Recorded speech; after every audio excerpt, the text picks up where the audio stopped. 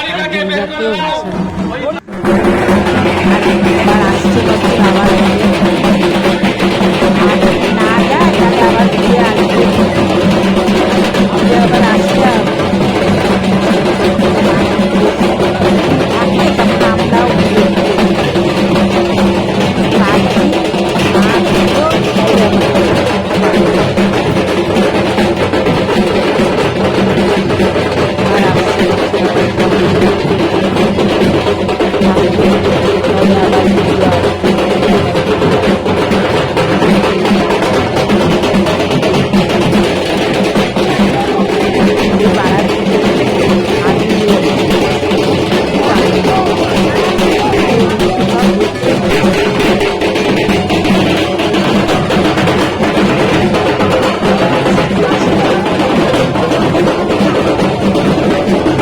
আন্তরিক শুভেচ্ছা প্রীতি অভিনন্দন।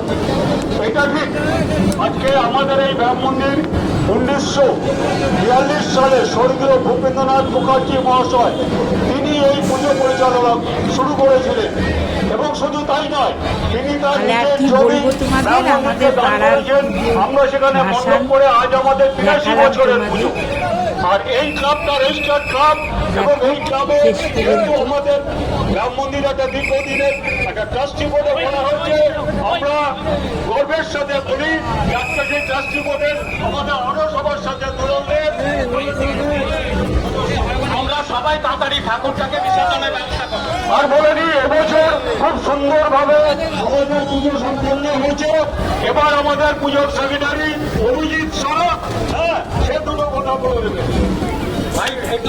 সকলকে এবং আমাদের মাননীয় মুখ্যমন্ত্রীকে অনেক ধন্যবাদ তার অনুকূল একটা দান করার জন্য, এবং আমাদের পৌরসভা শ্রী প্রধান হরেন্দ্র সিং মহাশয়কে শুভবিজয়া, আমাদের কাকুকে শুভবিজয়া, আমাদের দমদম থানাকে শুভবিজয়া, সবাইকে অনেক ধন্যবাদ।